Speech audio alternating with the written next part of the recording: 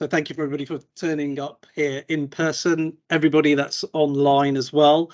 We've got a broad spectrum of attendees today, so not just people from the Football League pyramid, but other sports as well as private healthcare and the NHS, and not just within the UK, but internationally as well. So thank you everybody for taking the time out to come along tonight. We appreciate it.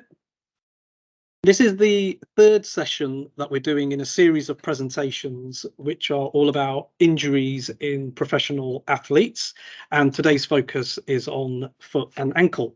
So let's have a look at tonight's agenda. So we'll be topping and tailing the main presentations with a few words on the football clinic, MIHP, and a few words from PhysiKeep, our sponsors. And at the end, there will be an opportunity to tour the facilities here at MIHP, as well as dinner. So I'll only take a few minutes of your time to highlight what the football clinic and MIHP can offer. We believe there's probably two main differentiators that are worth mentioning. The first is our people. So all of the presenters tonight are part of the football clinic. And when we see players, we bring all of these experts together as part of one appointment. And it's the one-stop shop, as we call it. The other differentiator is actually being located here at MIHP. With its world-class facilities, and Andy, the general manager, will say a few words on that a bit later on. Now, rather than trying to go through all these different services that are available, instead we have a short 2-3 minute video that we just like to play to you all, which is probably going to be a better message than me trying to do it. Okay. Oh, there we go. Typical. Pressing play didn't work. It's set up for professional athletes. We provide not only skills in terms of our people, our consultants, but also we're located at MIHP, so we have the world-class facilities here available as well. My role in the football clinic is to offer the medical opinion as part of a multidisciplinary team that we can offer to footballers. My specific role generally is as part of the initial assessment, where I'll take a history from the player, examine the player, and then oversee the investigations. The clinic is available to clubs from any league, from Premier League down to National League and below. So any club from any division, their players are welcome to come to the football clinic. We can bring all of our consultants together to provide a MDT, which is a multidisciplinary team meeting where we can review the player and the MRI, and then jointly, collaboratively with the player and anybody from the club in attendance as well, we can all jointly agree on the diagnosis and the management plan going forward. One case that really springs to mind was when a player presented to me a year before the World Cup, and she'd suffered an anterior cruciate ligament injury within her knee. We sat down, we discussed the options. It's a difficult scenario to try and get someone fit to play in such a high level tournament within such a narrow time frame, but we had a plan, we stuck to it, we did the operation, we focused our attention to her rehab, and a year to the day after we did the operation, she played in the World Cup. I would say that whether it's an acute condition or whether it's a longer standing chronic condition, or even if it's something where you're looking for a second opinion on a player's injury, do get in touch and we can then walk you through all of the services and facilities that are available and why it would be a good idea to come and see us at the football clinic. It's great for them to have that peace of mind knowing that they're going to come on a Monday after getting injured, either Saturday, Sunday, knowing that a phone call can be made. We guarantee that we'll see them, assess them, scan them, and offer a management plan and a diagnosis at the end of that afternoon. One other thing that I'd like to add is that we also have a free advice service as well. So the way we work that is we set up individual WhatsApp groups with individual clubs where members of staff can then get in touch with us and ask any questions they might have about any players' injuries. And to be fair to the guys, they're pretty good at responding pretty quickly. And from the feedback we've had, that works quite well. So if that's something that anybody thinks would be useful, then please let us know. Happy to set that up. That's pretty much it from me. As we go through the presentations, if there are any questions, then please just feel free to ask as we're going through. For those people online, your cameras and mics have been switched off, but the Q&A facility is available, and Molly is very kindly monitoring that for us. So without further ado, I will hand over to Gulraiz for the first presentation.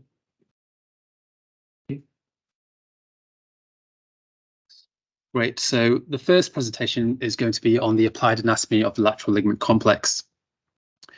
And essentially the objectives for this particular session is to review the normal anatomy of the lateral ankle ligament on ultrasound and MRI imaging, and then to give a brief update on recent anatomical studies that have talked about the lateral ligament complex.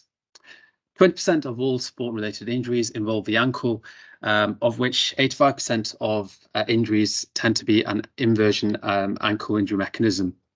When we look at the actual lateral ligament complex within the ankle, we can divide them into the low ankle ligaments, which include the ATFL, the CFL, and the PTFL, and then the high ankle ligaments, also known as the syndesmotic ligaments.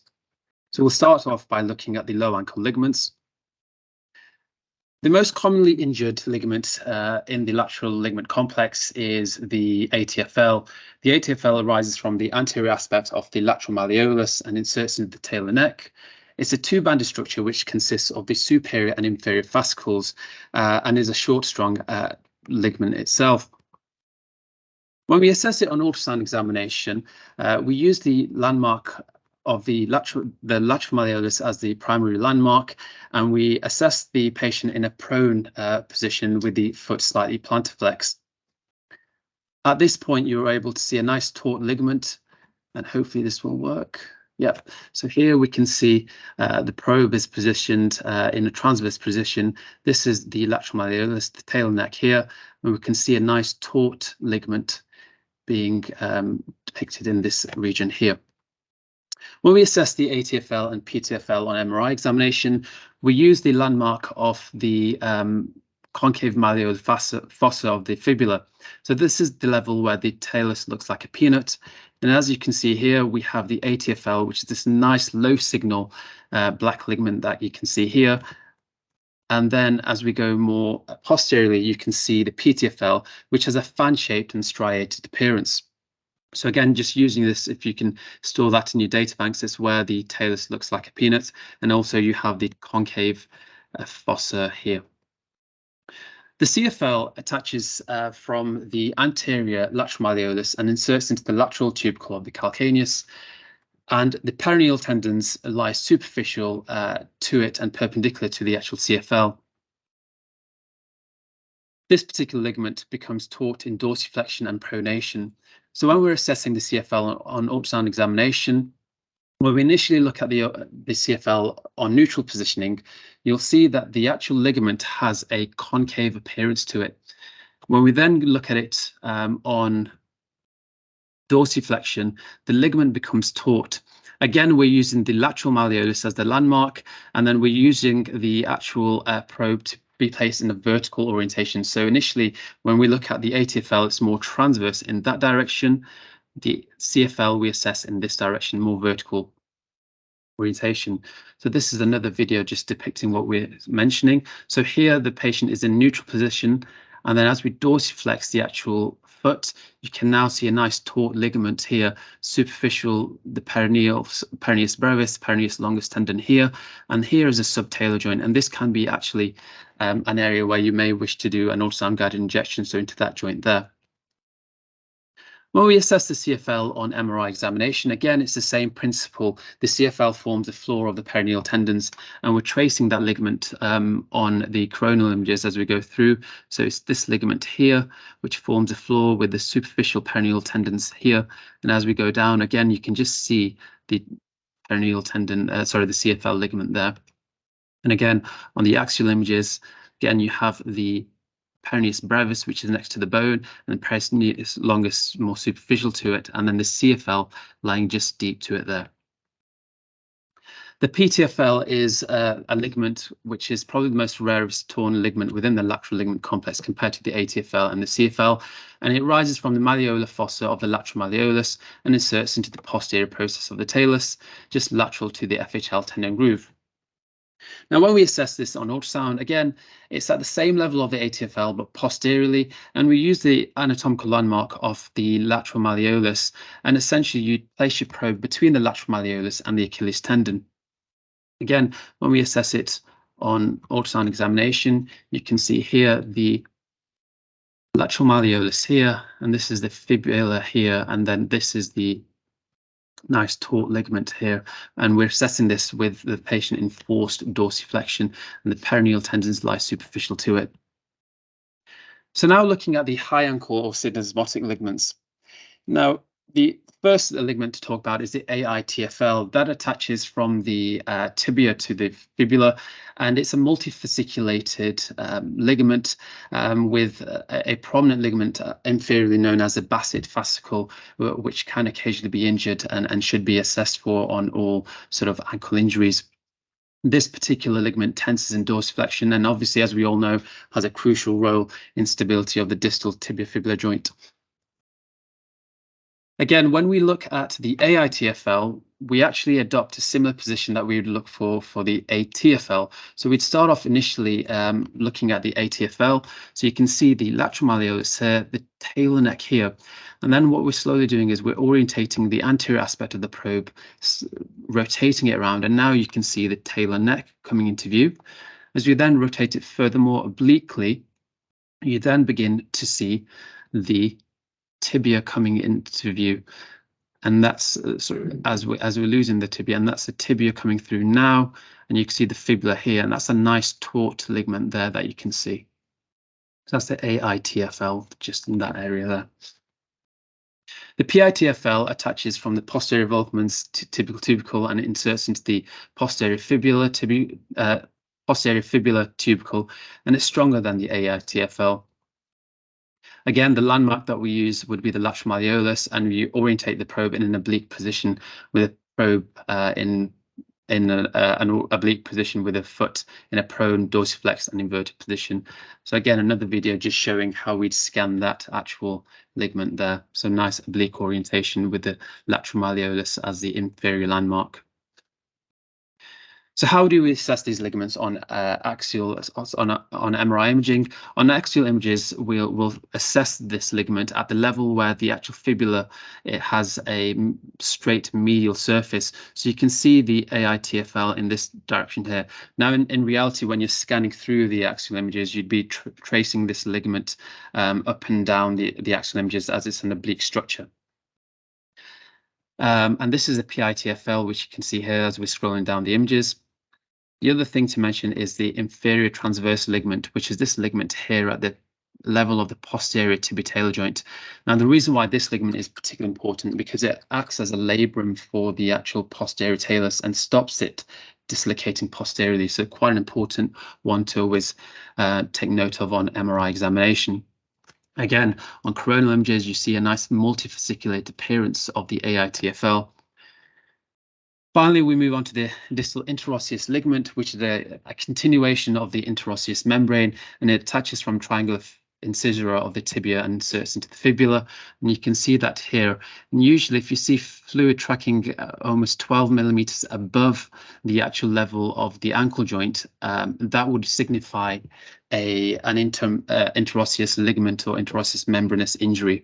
So for your high ankle sprains, these are the sorts of ligaments that you're looking at, and Prof will look at and discuss these further later on. And this is just another axial image showing the interosseous membrane. So what's new in the world of anatomy when we're looking at the lateral ligament complex?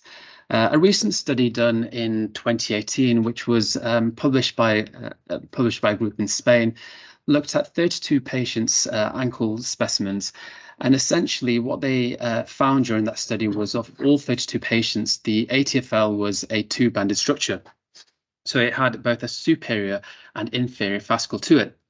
The superior fascicle was found to be intra-articular in location, and the inferior fascicle was found to have a connection with the CFL via some arciform fibers. And they coined the term the lateral fibulo-talocalcaneal ligament complex. So essentially, the importance of this ligament complex is that these inferior fascicle of the ATFL and the CFL sort of are joined together by the arciform fibers, but they're also isometric during plantarflexion and dorsiflexion. And what the actual study postulated was when you have injury to the lateral fibulo-talocalcaneal ligament complex, you're going to see macro instability, gross instability within the ankle joint. They also postulate, however, that when you have an isolated superior fascicle injury, you may see micro instability within the joint. So this was the sort of take-home messages from that particular paper. A further paper done by the same group 2 years later identified another 40 patients, and within those 40 patients, they essentially found that there were interconnections between all these ligaments. So the ATFL does connect to the PTFL, and the PTFL connects to the CFL. And vice versa. Now, the importance of this is that traditionally we sort of assess the ligaments separately, but now the sort of onus is on looking at them and the connections and sort of identifies that the lateral ankle ligament complex is very much complex. So take-home messages. We've covered the ultrasound and MRI imaging of the lateral ligament complex. The ATFL is a two-banded structure and consists of the superior and inferior fascicles, and these can be readily visualized on MRI examination and ultrasound as well. The lateral fibulo-talocalcaneal ligament complex is formed by the inferior fascicle, the arciform fibers, and the CFL, and disruption of this particular complex will cause overt ankle instability. Any questions? Right. Thank you. So we have Steve's presentation next. Unfortunately, Steve wasn't able to make it here in person, but I'm hoping that he is online. Manny, thanks a lot. I'll do my best Matt Hancock presentation and say next slide, please. So I wanted to present on ankle epidemiology in professional football at the current time, and then just touch upon some rehabilitation strategies. So the three questions really to ask are the question there: can ankle ligament injuries be prevented? Yeah. What is the current prevalence in professional football and really specific to international football?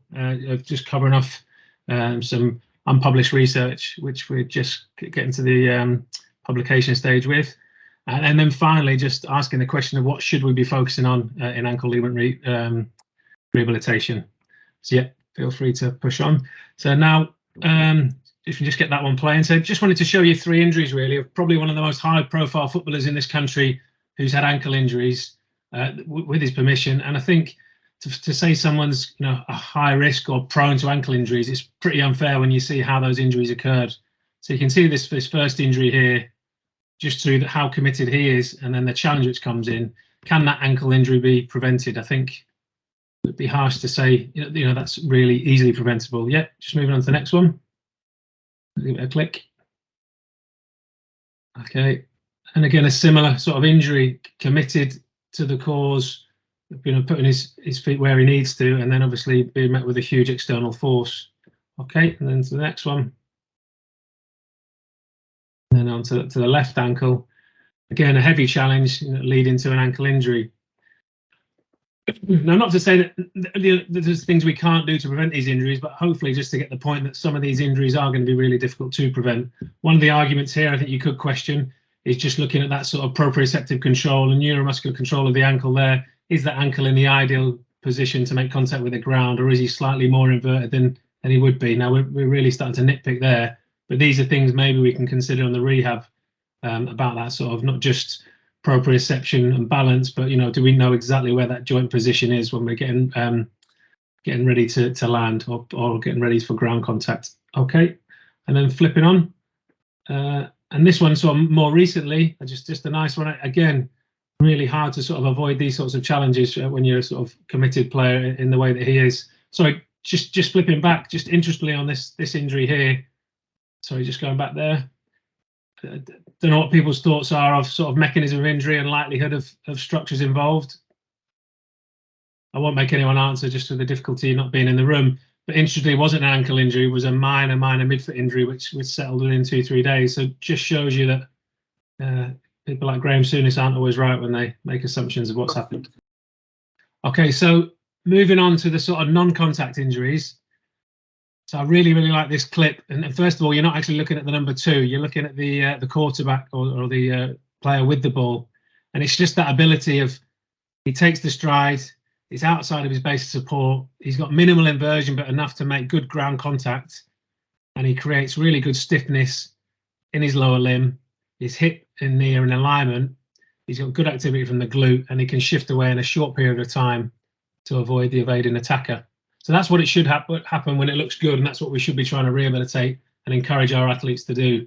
He's getting the ground reactions force is going right through the centre of that talus, and wherever we clip onto the next clip, things don't go as well here, and that centre of mass is going medially now, so isn't going through the centre of the talus, and is then causing this inversion moment.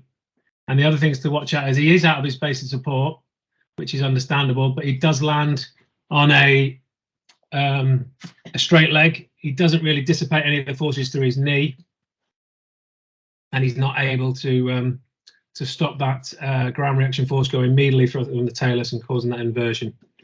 Okay, so moving on. Okay, so this slide here was some research done a long time ago looking at reaction times following ankle injuries. So we can see here, so just flicking on the next slide, there's a couple of papers which weren't significant. There wasn't actually differences in the reaction time from the injured ankle and the uninjured ankle. But if we just flick on the next slide, we did find there were a couple of papers which looked at 0.02 seconds is about the time in the difference between an injured ankle and an uninjured ankle, looking at that reactive mechanism to fire your perineals to try and reduce that contraction. So the paper which is shown on the screen now is a paper for a fellow called Daniel Fong, who works out of Loughborough University and was fortunate or unfortunate enough to have an ankle injury whilst he had all the cameras in the gait analysis and then running onto a force platform. So it was a unlucky event where he was able to actually look at exactly what happens when you invert. So we just flick on one more slide and then flick on one more slide again. We can see this is what happens when, as the athlete or the candidate in question has placed his foot and is looking to change direction, slightly misplaced his foot. So he's just, if you're looking at the 0.16 column and the second image up, his toe just catches in the floor and increases that traction, and that occurs at around 0.09 seconds, and then by 0.12 seconds the ankle is actually inverted and injured. So if we just flick on once, so we can see it takes about 0.03 seconds for that sprain to actually occur. Just flicking on again, we know from reaction mats and 10-5 tests that we've spoken about before that we can apply contraction we can do in about 0.02 seconds to 0.04, and then just flicking on again. But we know that the reaction of the ankle injury, the inverters to react to such a stress, is around the 0.049 to 0.87. So we, again, it just shows how hard it is to avoid these injuries. Even if we can try and train and try and shift these things, it is very difficult to avoid when these incidents occur. So just flicking on. So I think in summary, I don't think we're ever going to be able to prevent any of these injuries, and I don't think we should ever aspire to do that. I think we need to be realistic. Can we mitigate the risk? Can we look at various factors which might give us greater physical capability to handle when we do have these external forces, or when we do misplace our foot? Well, yeah, definitely we can. And just flicking on one more slide. One way I'm really passionate and really keen to sort of look at these things is, can we reduce that injury shadow? So just within the England senior men's group, we know that any player who's had a significant knee or ankle injury in the last sort of 6 months, when we look at our testing, specifically reactive strength index, we see a sort of a 10% drop in their scores compared to someone who hasn't had a recent injury in the last 6 months of knee and ankle. We also see that in eccentric mean power in a sort of squat jump test as well. That's more 11 to 12%. So we know that following injury, there is this shadow.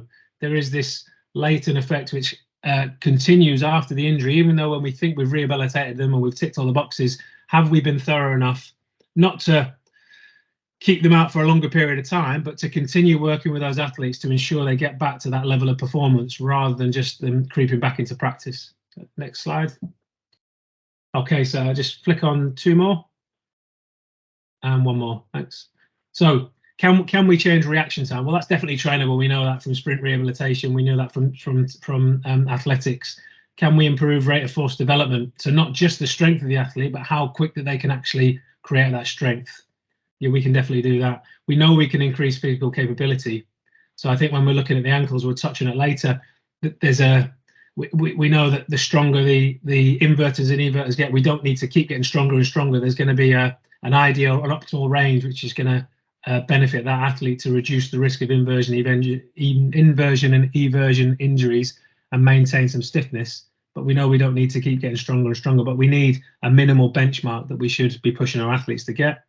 And we can definitely improve that sensory motor control. So with that, that's not just standing on a wobble board or a busu and volleying a ball. It's how can we get that preparation and foot placement, so increasing difficulty in rehab to make sure that athletes improve their ability to know exactly where their foot is in space. And I think if we can do all of those things as a minimum, we can definitely reduce this injury shadow, and we may inadvertently have an impact on reducing the risk of some of these ankle injuries. Move on. So again, we've all seen this slide before. So this is basically the response to an injury, the inflammatory phase, proliferative phase, and remodeling phase. Just flick on 1 more. So this is the phase. So all the research suggests, and we'll come to this later, that up to 90% of ankle injuries are returned by that sort of day 10. And that's based on data from the US sort of college programs. So we know that we're returning them before any remodeling's really occurred, and we know that we're successful on more often than we're not. So not for a minute saying that's wrong, but do we understand the consequence of that and how we've got a responsibility to these athletes to continue to work with them? So we just click on another slide. So if this red line sort of is representative of strength and control and physical capacity, we're going to get this acute drop because of the inhibition around the injury. Then they're going to return and get some strength. But if we return them too soon and don't continue with rehab, they're going to go into this, just 1 more slide, shadow phase where they're training, their pain's dropped, but they're not at the level that they were prior to the injury. And this is where I think we're missing out, especially on ankle ligament injuries, and why there's such high recurrence rates. Yeah, thanks a lot.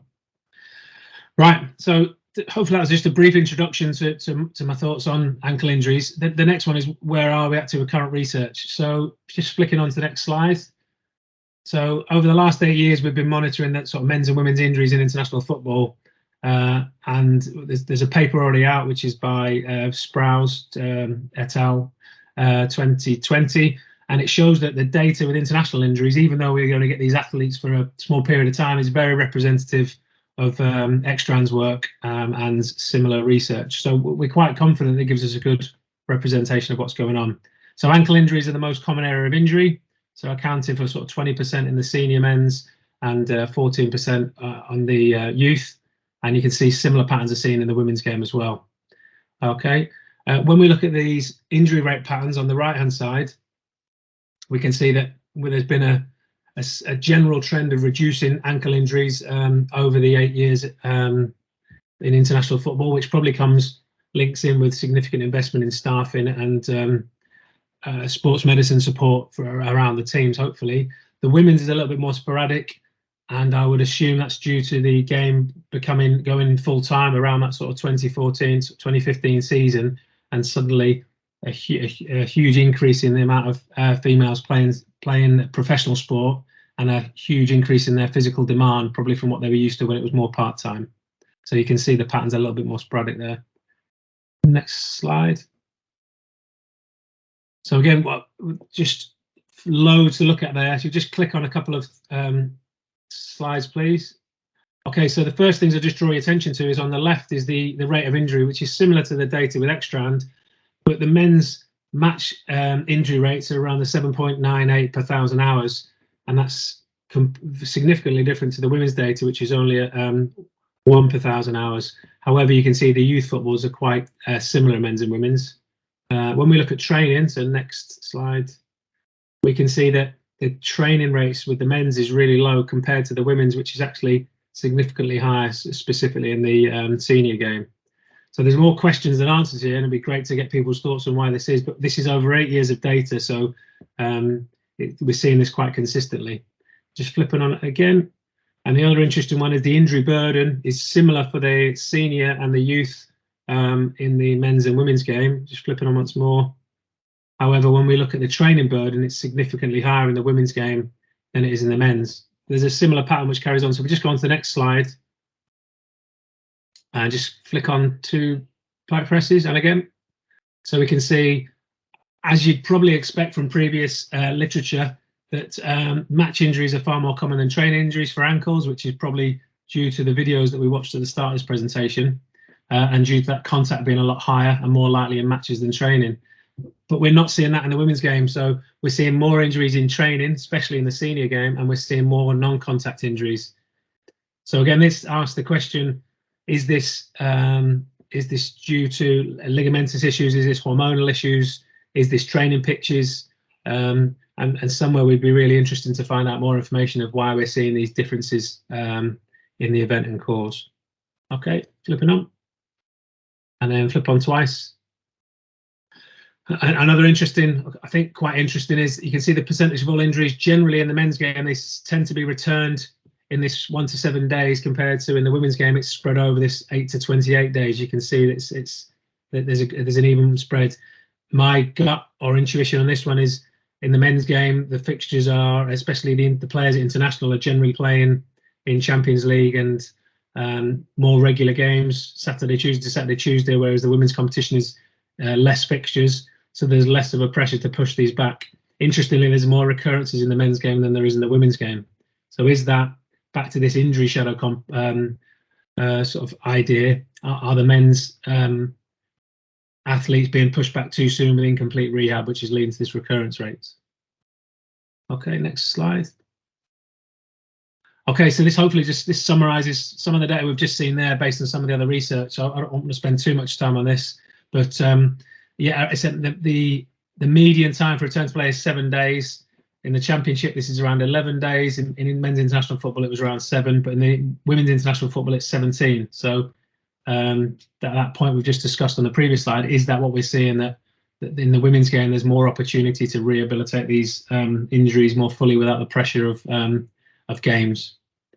And again, back to this injury shadow and the slide, when we looked at the inflammatory response to an injury, 95% of all these ankle injuries are returned within 10 days.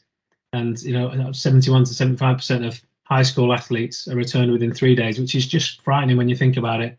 That there's no way that we've had physiological repair of the ligamentous structures that we saw in the first presentation, but there's also no way that we've fully recovered any physical deficits which may have occurred during that injury.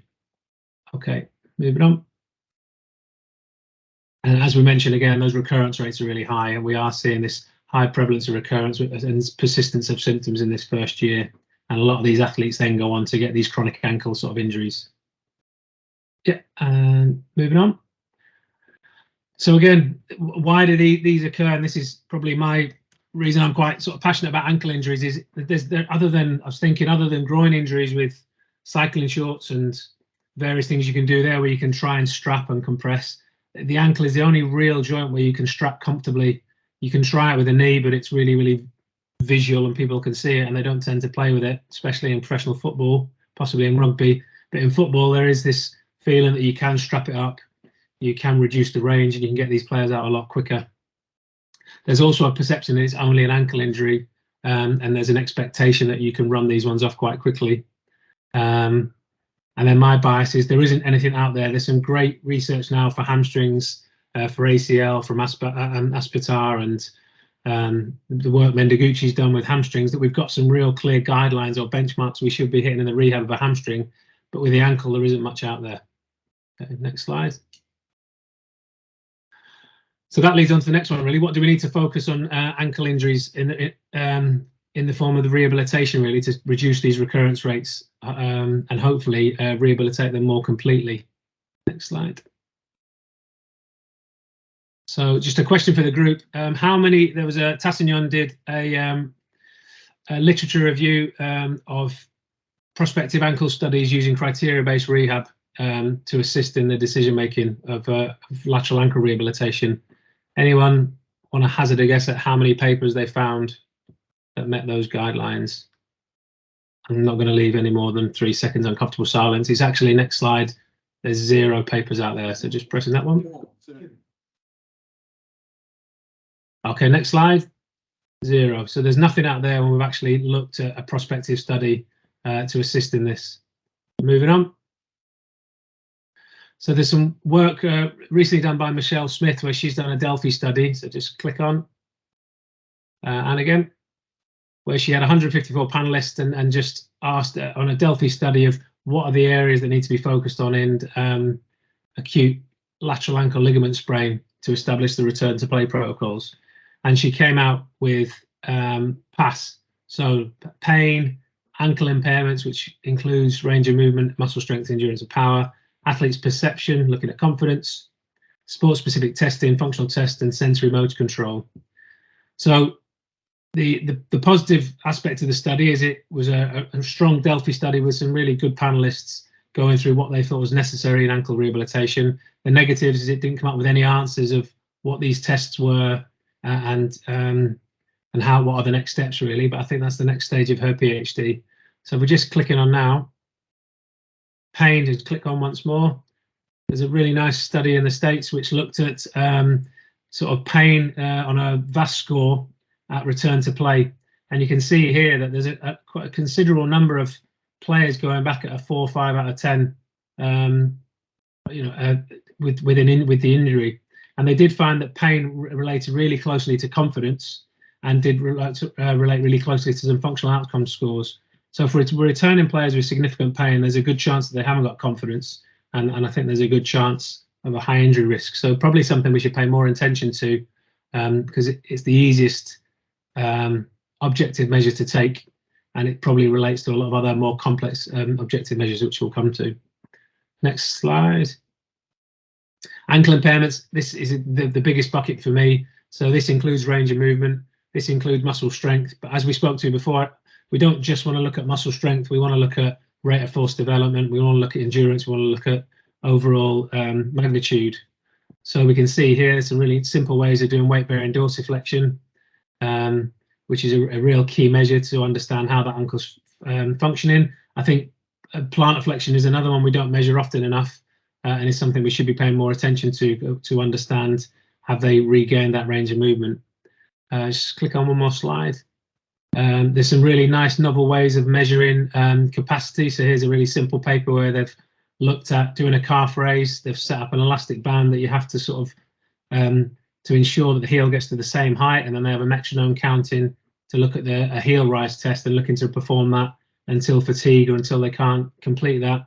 There's a nice app actually, which I'm happy to share with anyone, which you can now set the video on and it will actually measure the height of the ankle going up and down for a simple ankle test. So if you want a cheap, easy way to look at calf capacity, there's some nice ways to measure that out there. And just clicking on again.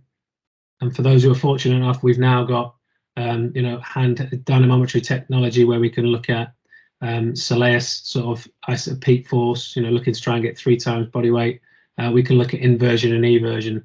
Whereas again, I don't think we need to get huge magnitude gains in that area, but we do need to get good ratios of 1-to-1 and everters and inverters. Yeah, I'm moving on quickly.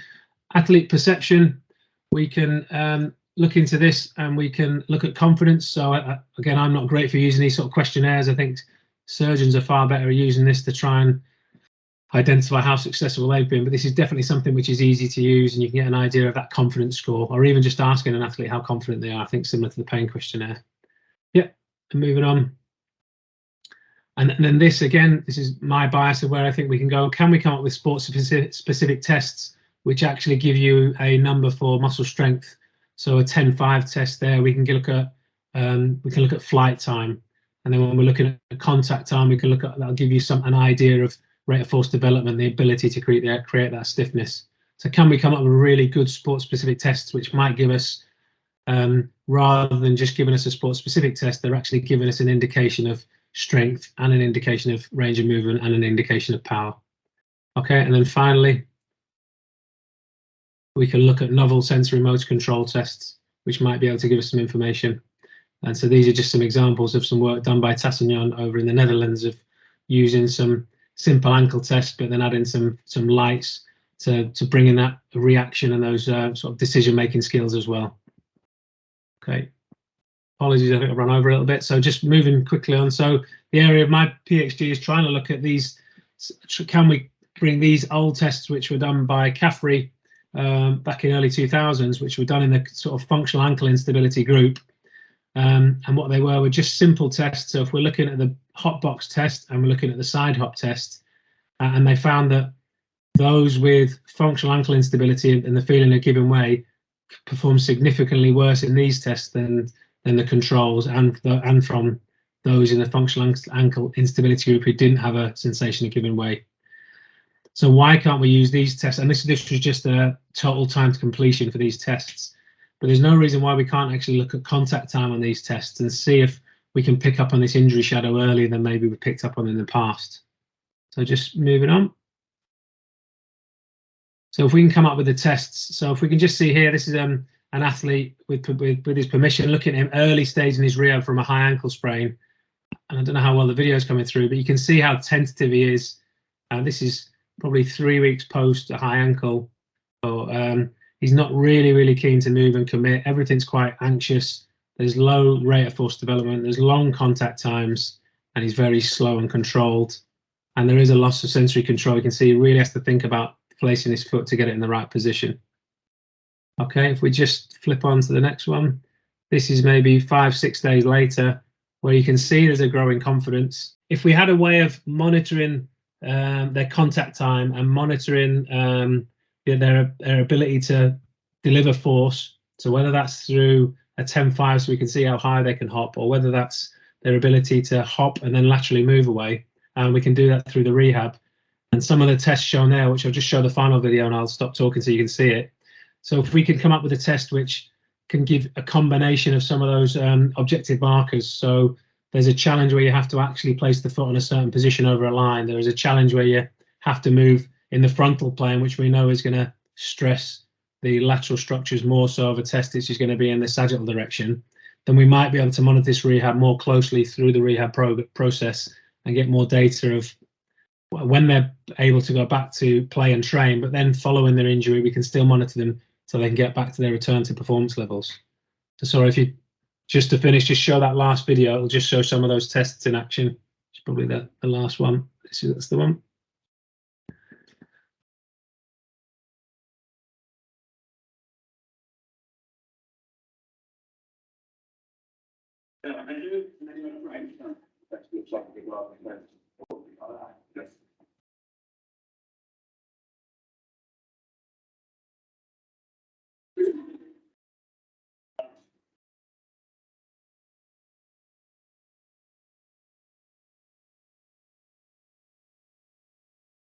Okay, so just click that on. So you can see there he had a little IMU on his foot. So through all those tests, we're getting the contacts, and we can get the contacts in the different positions. So we can look at how left ankle to right ankle he's improving, how long he takes to, how quickly he can make contact with the floor and leave that.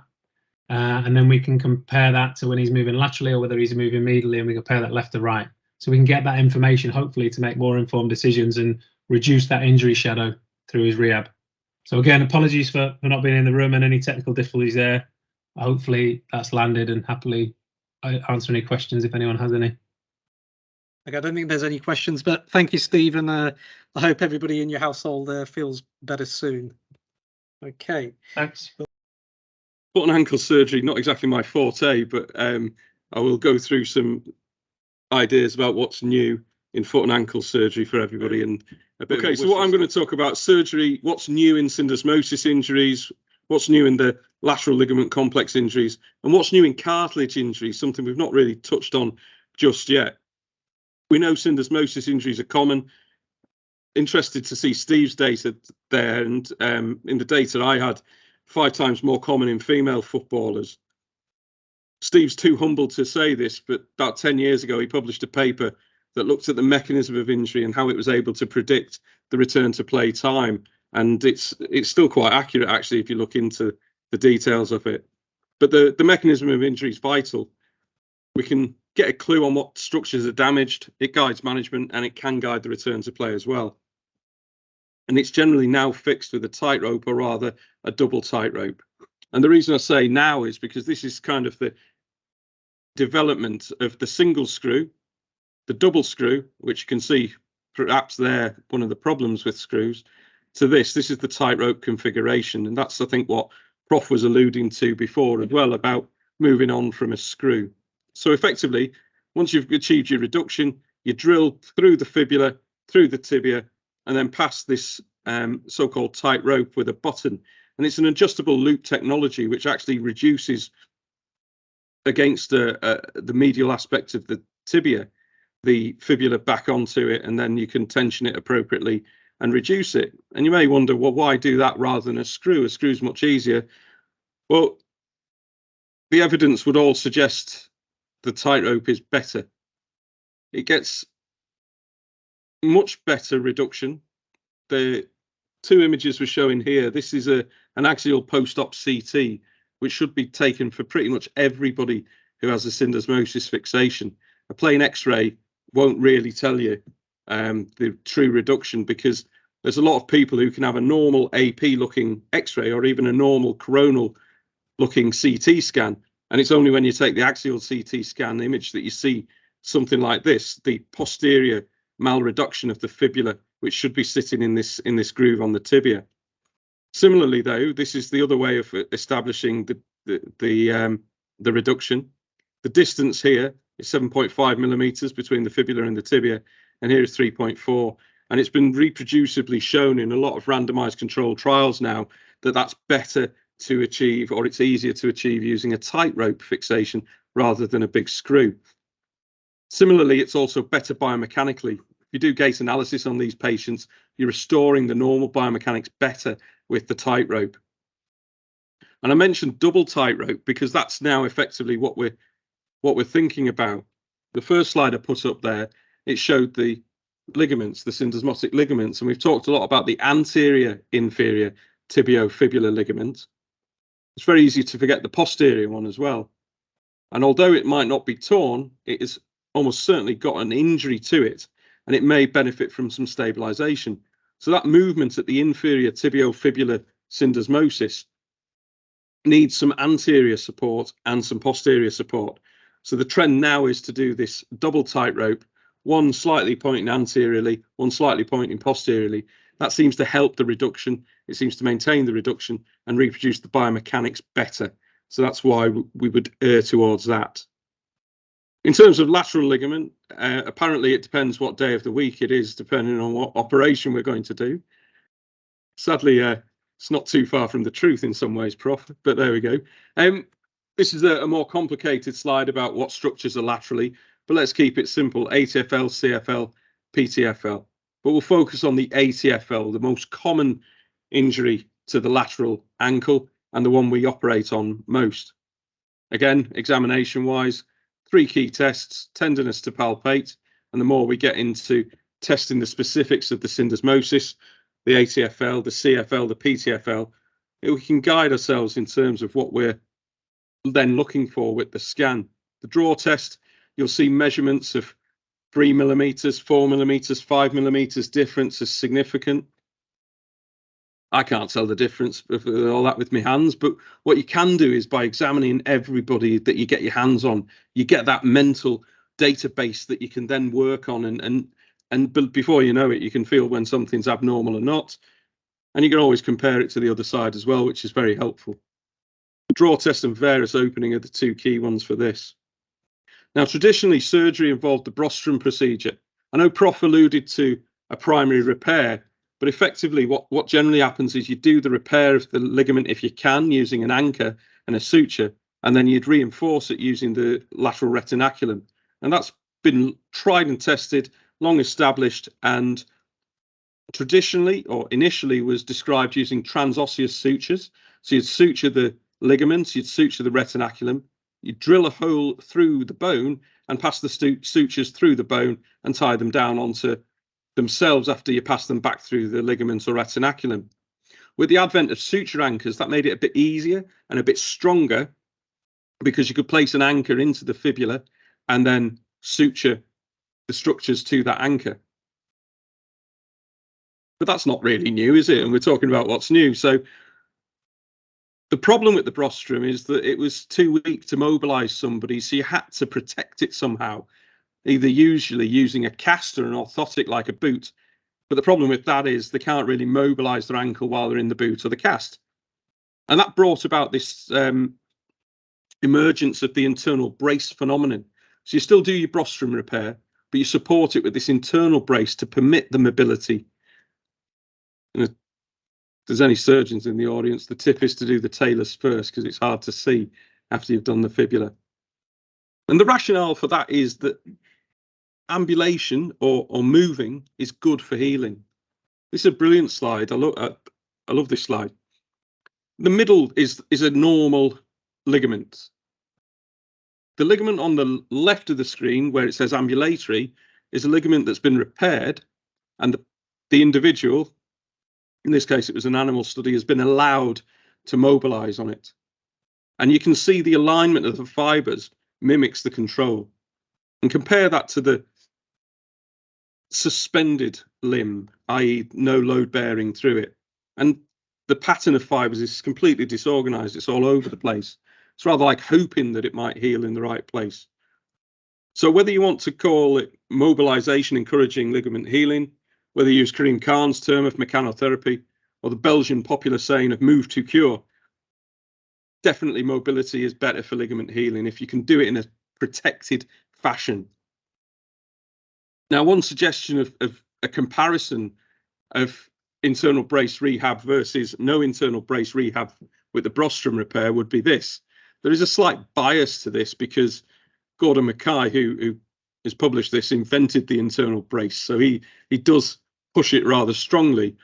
But there's no doubt really whichever ligament it now is, because the philosophy of internal brace, whether it be in the shoulder, ulnar collateral ligament in the thumb, ulnar collateral ligament in the elbow, it seemingly is allowing accelerated rehab and better results.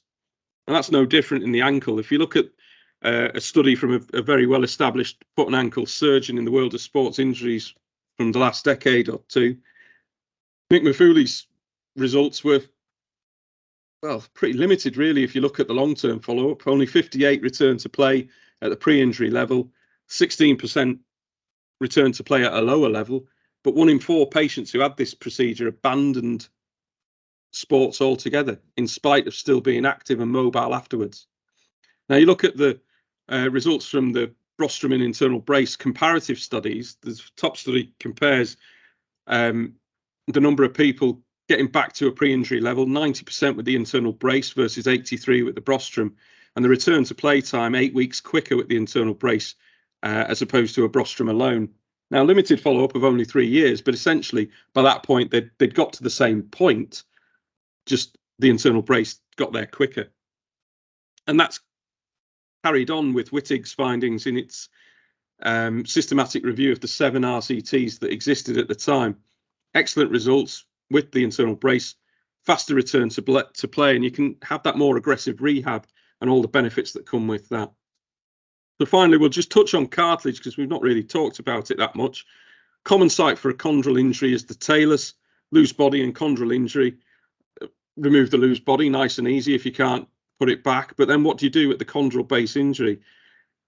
And really notoriously difficult to treat, potentially career-threatening injuries these. Many attempts to try and stimulate cartilage over the years. Microfracture, which we can see here. Classic orthopedic surgeon, let's drill some holes in bone, encourage bleeding. And again, let's cross our fingers and hope that the blood clot fills in perfectly the space that we need it to. And let's hope we've not drilled too deep, because that would encourage bone growth, not just cartilage growth. And before you know it, you've got this lump of bone sticking up beyond the cartilage, causing physical bone-on-bone impingement in the ankle. So we got rid of that. Autologous chondrocyte implantation, good idea. Let's take your cartilage cells, let's do a biopsy of that, send it off to Denmark or Sweden for 3 weeks, where they'll grow some new cartilage in a liquid, and we'll inject that into the area. Didn't really work as well in the ankle as it potentially did in the knee. It's very expensive. It's very difficult to organise as well. So then there's these things like this, the TrueFit biopsy, or sorry, TrueFit implant. That's a synthetically made bit of material to mimic bone and cartilage. Easy to put in, really easy to use, very poor outcome. It effectively dissolved after 18 months, and the patients were left with areas of lysis in the talus and probably worse off than before. That's led to a recent interest in allograft, and the difficulty with allograft, one is the possibility of the host not accepting the allograft, that integration of that healing. And similarly, you're trying to, again, really align a surface and get it as smooth as possible, which is very difficult. So realistically, what could you do? Well, ideally, you'd take somebody's own cartilage, their own allograft cartilage, and try and fill a defect. And here's an example. We're going to go top left to right and then bottom left to right. A defect in the talus. We take some platelet-rich plasma, lots of it. Take some biopsy of cartilage from a non-weight-bearing area of the talus. Mix it together with an applicator that effectively forms a gel from the PRP. And then you can take those pieces, morselized, and then place them into the defect and use these molding devices to try and fit and mold a defect there. Apologies for the very small imagery, but it does really seem to fit the fill the gap there in the bottom right. And what you're doing is this: effectively you're trying to seal off platelets, cartilage, thrombinator, all working together with fibrin causing this clot, along with the blood cells underneath. But the key is, comparatively to a microfracture, you've sealed off the top, so the growth isn't going to break through that layer. And the hope is that because you've used autologous cartilage and autologous platelets, you should hopefully get better integration than you would with an allograft. As you'd expect with a new technique, the evidence is emerging. It's not quite there yet. There aren't really great papers or studies of outcomes yet in the ankle itself, but it certainly is very promising. The animal studies that have been done show excellent histological results, so that's very encouraging. And the evidence is much greater in the knee, especially on the femoral condyles.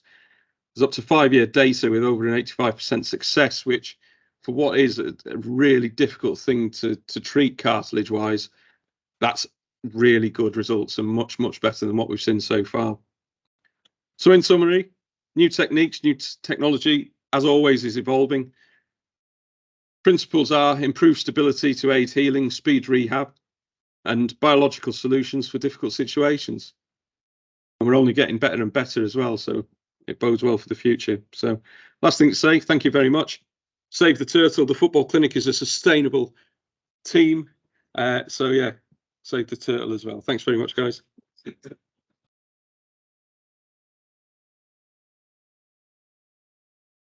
Thank you, Neil, and thank you to all of the presenters tonight. Just pause in case there's any other questions from anybody in the room, or if there's any other questions online. Okay, Steve just messaged me to say he's coming back to his laptop. There was one question that's come in online for Steve, and while Steve is joining us, I'll just read it out for the benefit of everybody in the room. Oh, Steve, you're there. Do you want to go ahead and read the question and then give your answer? Yeah, it's from Ben Harrington. So thanks, Ben. Just asking about, obviously important to get all aspects of the discussed within the ankle rehab. Is there any one area of rehab, such as sensory motor control, that you think we can get the most important thing to target early?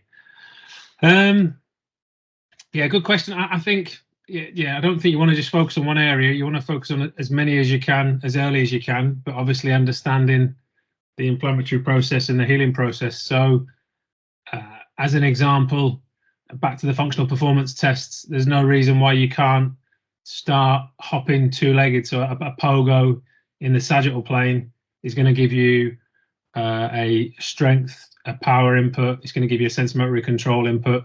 You can then increase the height of a hurdle you're going over. You can then go from double leg to single leg. You can then go from double leg to single leg from sagittal plane into frontal plane. You can change your hurdle height, so you've got more force development and less contact time. And then if the hurdle height becomes lower, then obviously you're going to get less force production and more contact time work. So yeah, I think the key is to get as many stimulate as many key areas of that rehab that you need to as early as possible within the constraints of the sort of the healing process, really. Okay, thanks very much for that, Steve. Okay, we're almost at the end. I'll now like to invite Dom from PhysiKeep to give us a little short presentation. I'm going to be in and out because I'm so really long. Yeah. So. And I will mention that PhysiKeep are sponsoring tonight's event, so I think. So we get first dibs on the food. Yeah. Oh, you didn't. So yeah, we get that. Yeah. Thanks, Dom. Yeah, thanks guys. Like I said, I'm going to be in and out because I know we're going to wrap up pretty soon. Look, thanks to the guys at the football clinic to invite us along. I'm Dominic. I'm a clinical apps specialist at PhysiKeep. There's a few familiar faces in here I recognise already, but I've been working with the company now 9 years this year it is. And I'm also a sports therapist by background, so a clinical background. My role specifically is to keep up to date with the latest technologies, understand what we actually provide and be able to pass that across to you guys so that you can maximize those bits of equipment, but also to keep up to date. That's why we're here as well, is to keep up to date what the latest things are. In terms of who we are, we believe in creating genuine relationships, all about challenging the standard of practice in MSK rehabilitation, ultimately to help you get your patients and players, athletes better. Across the team, a lot of us actually have a clinical background. So like I say, I'm sports therapy, Katie sports therapy, Andy, the director, is sports science background, to Louise in business development and nursing background as well. The only two that don't is our operations manager and Andy, our engineer. They don't have that kind of background. But that's something we like to do. And Andy, the director at the back, he's very keen on that people who actually work with this equipment have a fundamental understanding of what this stuff is, I hope. Everything that we do is supported by a clinical advisory board. So we have these bits of equipment and we have a great idea on how we think it could be applied, but there's our idea, and then there's the reality of what you actually work with on the front line. So we work with people across many different areas, from elite sport, NHS, private practice, both UK based and international. So we're always trying to keep in the loop with the latest things. And all of it is to challenge and direct us as to what could be best for you. And we're always open to feedback from you guys as well. But just so you know that everything that we're doing is supported by these guys. There's several others as well that we work with that I've not been able to put on the board for you. In terms of working with an elite sport, the whole story started many years ago with Andy. He used to actually have a background in working with the Alta G. If you're not familiar with the anti-gravity treadmill, I'm sure you're probably pretty familiar with it now. And Biodex initially, and then Andy set up PhysiKeep in 2011, I think. And since then, we're now working across several national setups, and then specifically to football. These are kind of the main ones, but across the last 10, 15 years, we've probably been in touch with or worked with almost every club across the pyramid at some point in time. Not necessarily with our technologies, but might have been internal CPD, just generally as a resource from that aspect. But we're pretty much across many areas. That's just sport. We've been in the NHS for just as long, in lots of different areas as well, and private practice, of course. But what we want to do is add value to you guys. Sure, yes, we sell equipment, and that is what keeps our business afloat. And we want to be able to make sure that we give equipment and information that's actually genuine value and actually has an impact for you guys. We do have a robust process whenever we're looking at new equipment or new technologies. That's why another reason why the clinical advisory board is there is we will go and find out and research it, and we do our diligence to make sure that whatever we bring to the table has genuine impact. And that's being fed back from people, and some of them people in the room, but also around the world. But we want to listen, and we want to take the time to understand your demands. it's different elite sport, whether you're rugby, football, cricket, through to private practice, NHS. There's all sorts of different demands, and we want to take the time to understand that and then work with you to find a solution. That might be our equipment, it might not be our equipment. We have plenty of people contacting us about different technologies. If we don't know, we'll try and find out. But it's always useful for us to keep in the know of what you guys are looking into and looking to do. In terms of our products in sport, we've got diagnostic ultrasound. I mean, we've kind of already touched on a lot on that already. It's been becoming more and more prominent, especially in private practice as well, but particularly in elite sport, it's been one of the staple things to be used for diagnostics.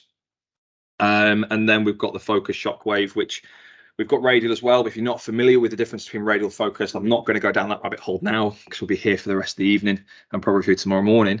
But we've got several clubs now that are looking into focus shockwave. They're moving away from radial for several reasons, which I won't go into today. But these are the two primary products that we're looking at into elite sport, particularly. Some of the other products that we have on our sort of network is we've got dynamometry, eccentric loading, and then lymph-touch negative pressure for post-surgical swelling, scarring, those kinds of things. There's quite a few things. That's just the tip of the iceberg in terms of what we actually do and provide. But like I say, we work across many different areas, so that you'd be actually quite surprised that we work with burns clinics, and then management of scars have helped some elite sport be able to actually help and manage scars. Because it's something that you might not be familiar with, but that is their absolute, that's their world essentially in terms of wounds and unhealing things. So they've got a lot of cross-insemination across departments that you actually wouldn't really think that would be there. But that's just a little bit about us. Like I say, thank you very much for the time to come here, and obviously I know we're sponsoring and get the food. But like I say, we're a resource for you guys as well, so we're always keen to network with people. I know I've probably reached out to a few of them on LinkedIn, so if I don't know what you look like, I just know a name, so please make yourself known, because probably some of you go, oh yeah, I know you. I've got no idea who you are. But yeah, come and say hello, because like we said, we want to network. Otherwise I'm shutting up. We'll get some food. All right, thank you very much. Thank you, Dom. Yeah.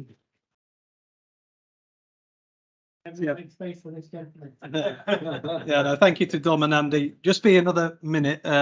So as we mentioned earlier, we will issue CPD certificates to everybody who is here in person and everybody who's joined online. For the certificates, if I could just ask everybody to jot their names down as you go on your way out, just so we know who's here and we can get those certificates issued to you. I think just the last person to speak will be Andy. I'm sure Andy will be brief. Very, very brief. So I'm general manager here at MIHP. I know quite a few of you have seen a few of these events. Sorry, Andy, could you just come up here so that you can get sorry. onto the mic as well? Yeah. Sorry. Yeah, a few of you have been here before, but those that haven't, we'll give you a tour of the facilities here if you want. Shouldn't take too long, so you won't miss any of the food. As Prof said, and the rest of the football clinic, amazing facilities which are open to you guys and your teams, your athletes, to come and rehab, test, train, and then look at diagnosis as well. But yeah, if anyone wants to come and have a look, feel free. Thank you, Andy. Yeah, so thank you, everybody. We're going to call it a day there. And just to let you know, our next session will probably be in a few months after Easter, and we'll get back in touch with you guys to let you know exactly when that is, and really look forward to seeing you at the next session. And thank you very much for attending this one. Thank you, everybody.